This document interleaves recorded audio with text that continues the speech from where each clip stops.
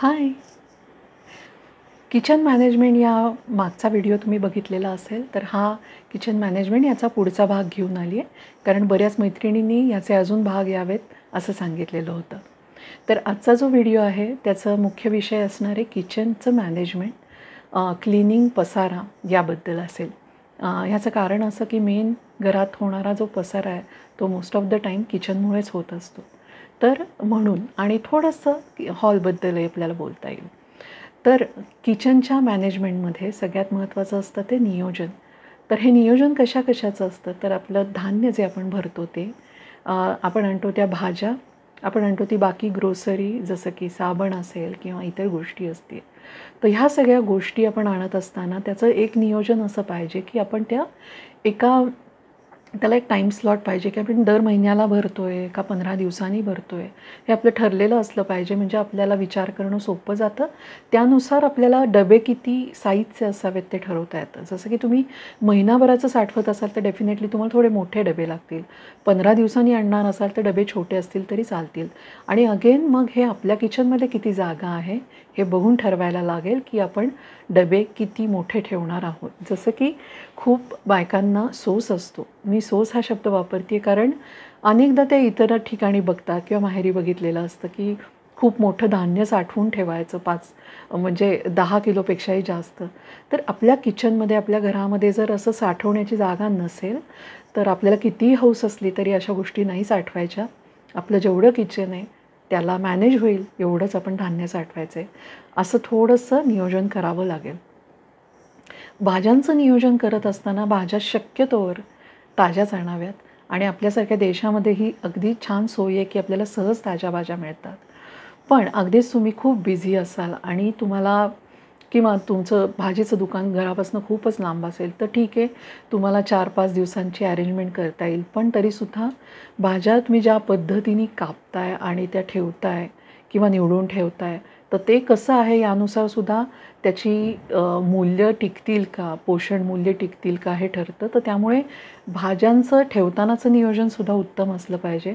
खास भाज्यांवर एक वेगळा व्हिडिओ मी घेऊन येईन ज्यात फ्रीजमध्ये भाज्या कशा साठवायच्या याबद्दल काही सांगता येईल. याचप्रमाणे नियोजन करत असताना काही गोष्टी हाताशी असल्या पाहिजेत. जसं की काही मसाले असतील जे आपल्याला शनिवार रविवारमध्ये बनवून छोट्या डबीमध्ये ठेवून देता येऊ शकतात. किंवा ओली चटणी असेल तर ती करून ठेवता येते, छोट्या डबीमध्ये भरून फ्रीझरमध्ये राहू शकते. कोरड्या चटण्या करून ठेवता येऊ शकतात. किंवा दाणे भाजून ठेवणं, खोबरं भाजून ठेवणं या गोष्टी करून ठेवता येतात. किंवा आता नेक्स्ट आठवड्यामध्ये तुम्ही जी भाजी करणार आहे त्याला काही वाटण लागणार असेल, ओलं वाटण, आणि तुम्हाला वेळ नसेल तर तुम्ही ते आधी करून ठेवू शकता. तर हे सारखं आपल्या डोक्यात पाहिजे. म्हणून मागच्या व्हिडिओत सांगितलं तसं आपल्याकडे टाईम टेबल पाहिजे की आपण केव्हा काय बनवणार आहोत. त्यानुसार आपल्याला त्याची पूर्वतयारी आधीच करून ठेवता येऊ शकते. छोट्या मुलांसाठी तुम्ही चुरमुऱ्याचा चिवडा करून ठेवणं किंवा आपल्या कोरड्या चटण्या करून ठेवणं, दाण्याचं कूट करून ठेवणं, खोबरं किसून ठेवणं किंवा इडली डोशाचं पीठ करून ठेवणं, या सगळ्या गोष्टी तुम्हाला शनिवार रविवारच्या सुट्टीमध्ये करून ठेवता येतात. जेणेकरून तुमचा पुढचा आठवडा थोडा इझी जाऊ शकतो. तर हा नियोजनाचा भाग झाला. क्लिनिंग हा सगळ्यात मोठा फॅक्टर आहे की ज्याचं अतिशय नियोजन आवश्यक आहे. तर क्लिनिंगमध्ये महत्त्वाचं हे असेल की ज्या वेळेला आपण जे किचनमध्ये काम करतो आहे ते झाल्यानंतर त्या प्रत्येक गोष्टीची स्वच्छता करणं. जसं की आपण मिक्सर वापरला असेल तर मिक्सरही लगे हातो पुसून टाकणं. तर तिथे एखादा टॉवेल कायम हाताशी पाहिजे, जो कोरडं पुसायला वेगळा, ओलं पुसायला वेगळा. तसंच आपण स्वयंपाक झाल्यानंतर लगेचच ओटा साफ केला, गॅस साफ केला तर खूप पसारे आणि घाण व्हायच्या आधीच सगळं आवरलं जातं. सिंकमध्ये जर भांडी आपण धुणार असू तर तिथेच एक किचन टॉवेल असावा की ओलं झालेलं पटकन पुसून घेता येईल. किंवा खाली काही पाण्याचे शिंतोडे फरशीवर सांडले तर ते पुसून घेता येतील. कारण त्या पाण्यावर जर परत धूळ येऊन पडली तर ती फरशी परत काळी दिसायला लागते. तर त्यामुळे हाताशी किचन टॉवेल्स ठेवणं, तसंच पेपर टॉवेल ठेवणं फार महत्त्वाचं आहे.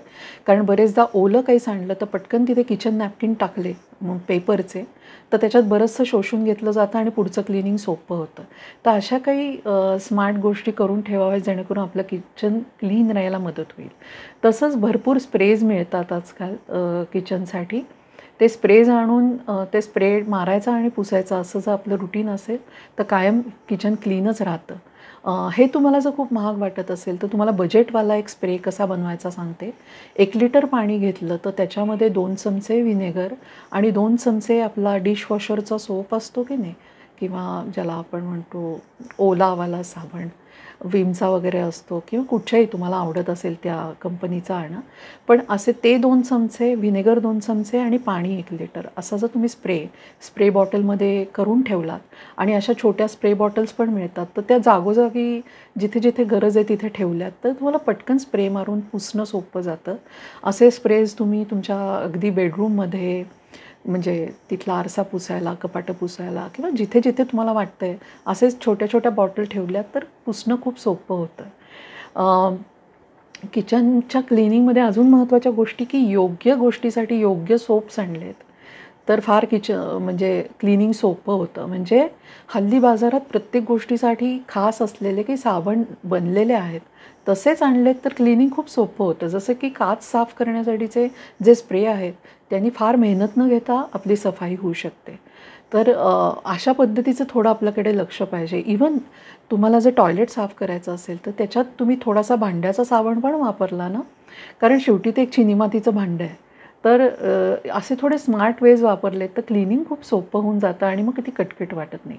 तर योग्य ब्रशेस वापरणं, साबण वापरणं, योग्य सामान घरात आणणं, कोरडे टॉवेल, ओले टॉवेल हे बघत राहणं, किंवा तुम्हाला अजून आयडिया करता येतात की जे जुने झालेले टी शर्ट आहेत, फाटलेले असतील, किंवा फाटलेले जे बनियन असतील थोडेसे काही, तर वरचे त्याच्या बाह्यांचा भाग काढून टाकायचा आणि जो खालचा जो भाग असतो तो अशा गोष्टीसाठी स्टोअर करायचा की कधीकधी यूज अँड थ्रोसाठी असे कापडं फार बरी पडतात. खूप काही सांडलेलं असेल तर त्यांनी टिपलं जातं चांगलं. आणि तुम्ही बघाल पेट्रोल पंपावर असेच टी शर्टची किंवा बनियनची कापडं खास करून ती लोकं घेतात. तर आपल्यालाही घरात असं करता येईल जुन्या कापडांचं, आणि ते यूज अँड थ्रो असं करण्यासाठी वापरता येऊ शकेल. आणि किचन नॅपकिन्स जरूर असले पाहिजेत पेपरवाले. तर हे झालं क्लिनिंगचं. तर स्मार्ट वेज वापरून क्लिनिंग छान होऊ शकतं. पसाऱ्याच्या बाबतीत एकच आहे की प्रत्येक वस्तूला घर हवं तिचं तिचं. जसं की काडेपेटीसुद्धा कुठे ठेवणार आहोत याची जागा फिक्स असली पाहिजे. हा नियम आहे. हा नियम असेल तर तुमचं घर कायम आवरलेलं राहतं. प्रत्येक गोष्टीला घर पाहिजे आणि प्रत्येक वस्तू जागेवर पाहिजे. असं जर केलं तर जेवढं घराची जागा आहे तेवढ्याच वस्तू असतील आणि त्याला प्रत्येकाला घर असेल. इवन मुलं जर पसारा करत असतील हॉलमध्ये तर त्यांच्यासाठी एखाद्या बास्केट किंवा मोठं असं काहीतरी ठेवून द्यावं, की त्यांना सांगायचं खेळणं झाल्यानंतर वस्तू तुमच्या त्याच्यात टाकायच्या. म्हणजे आपलं काम थोडंसं हलकं होतं. आणि मोठ्या माणसांना हा नियम असेल की तुम्ही हॉलमध्ये काही वस्तू घेऊन आलात तर त्या तुम्ही आपल्या आपल्या जागेवर ठेवायच्या. किचनमध्ये पण आपल्याला हाच नियम असेल, जे जे आपण काढणार आहोत ते आपण नीट ठेवून द्यायचे. तर हे वेळच्या वेळी करत राहणं हाच खरं तर त्याच्यावरचा उपाय आहे पसारा न राहण्यासाठी. तर ह्या होत्या अशा काही किचन टिप, अशा काही नियोजनाच्या टिप्स ज्याच्यातनं तुम्हाला काही ना काही मिळालं असेल. पुढचे भाग मी नक्की घेऊन येते. आत्ता मी इथेच थांबते. बाय.